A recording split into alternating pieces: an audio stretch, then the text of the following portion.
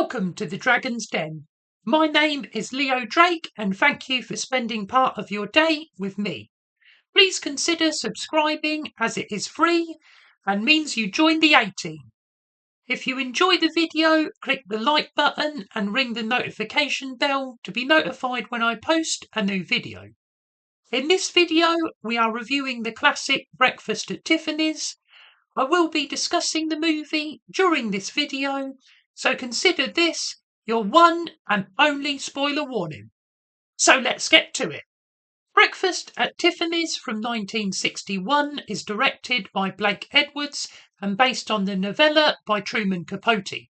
Audrey Hepburn plays Holly Golightly, a glamour girl in New York who gets by in life with men paying $50 for a trip to the powder room. I'm trying to save, but I'm not very good at it.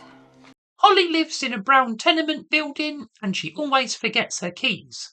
She lives in a sparsely furnished apartment with a cat who has no name. She drinks, smokes and wears a series of fabulous outfits. Paul Varjak, played by George Peppard, I love it when a plan comes together, is a new tenant moving into the building. He meets Holly and, like everybody else, is immediately captured by her eccentricities. Holly is worried about getting the mean reds. Unlike the blues, which you get when you're sad because it is raining too much, the mean reds are much worse because it's like when you are scared, but you don't know what you're scared of. In these bad times, Holly thinks of the jewellery store Tiffany's, where nothing bad could possibly ever happen. Paul asks Holly if he can use her phone, which she keeps in a suitcase to muffle the sound, and he reminds her that it's Thursday. Every Thursday, Holly Golightly visits Sally Tomato at Sing Sing, a reputed mobster imprisoned for tax evasion, but he is always a darling to Holly and pays her through his lawyer, Mr. O'Shaughnessy, to visit each week and provide a weather report. Paul is seeing a married woman who pays for his apartment and other things.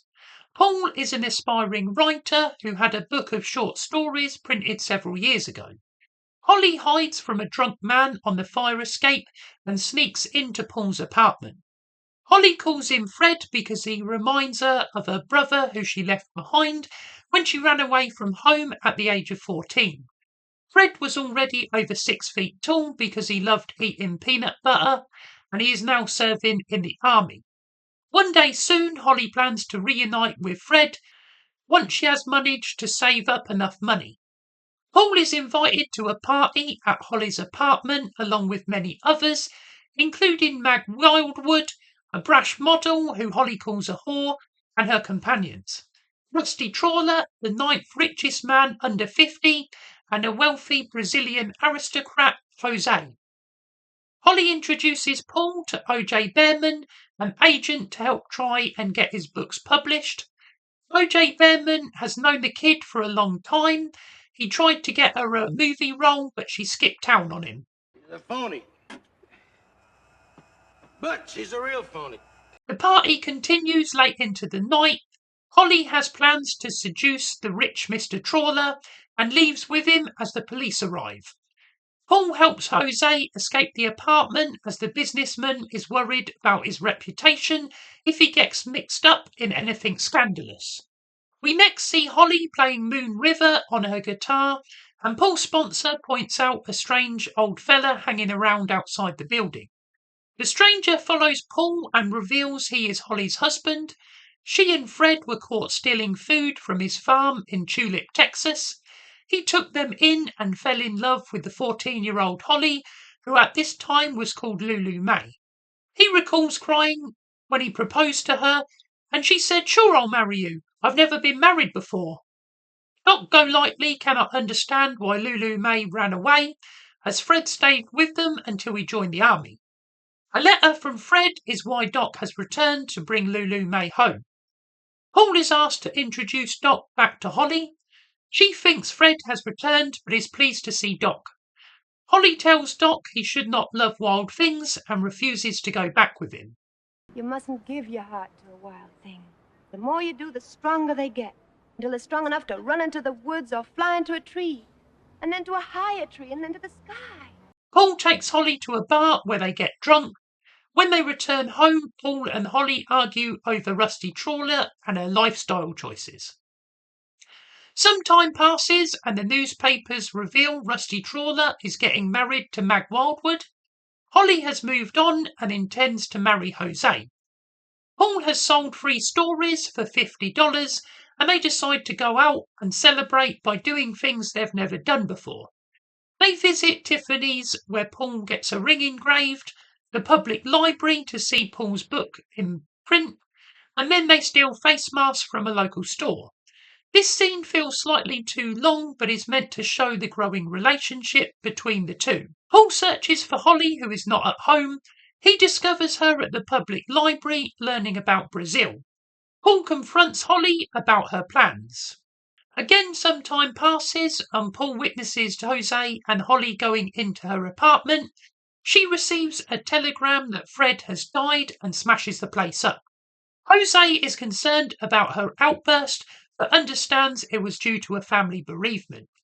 Paul is invited for dinner at Holly's. She wishes to say goodbye because she is going to Brazil, where she believes Jose will marry her. After the cooking goes awry, they step out to get something to eat, and when they return, they are arrested by the police. Holly is oblivious to the reason. She is accused of carrying messages for the mob boss Sally Tomato and makes the headlines. O.J. Behrman pays Holly's bail and Paul meets her with a few possessions, including the nameless cat. Paul plans to take Holly to a hotel where she can avoid the press, but Holly still plans to take her flight to Brazil. Paul tells Holly she got a telegram. A girl can't read that sort of thing without her lipstick. Due to the scandal, Jose breaks up with Holly, who decides she will go to Brazil anyway. Holly kicks the cat out of the taxi into the pouring rain. She never gave him a name because they are both no-name slobs who don't belong to each other or anyone. I'm like Cat here. We're a couple of no-name slobs. We belong to nobody, and nobody belongs to us. We don't even belong to each other. Paul gets out of the taxi onto the street. He tells Holly he loves her, and she is so afraid of love trapping her that she has created her own prison. He gives her the engraved ring and leaves to look for the cat. Holly goes after him, finds the cat, and kisses Paul in the rain. People do fall in love. People do belong to each other. Because that's the only chance anybody's got for real happiness. You call yourself a free spirit, a wild thing. And you're terrified somebody's gonna stick you in a cage. Well, baby, you're already in that cage. You built it yourself.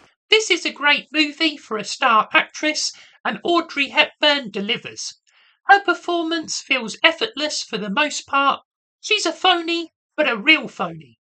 While preparing this video, I was reading through a few reviews, and I read something that caught my attention.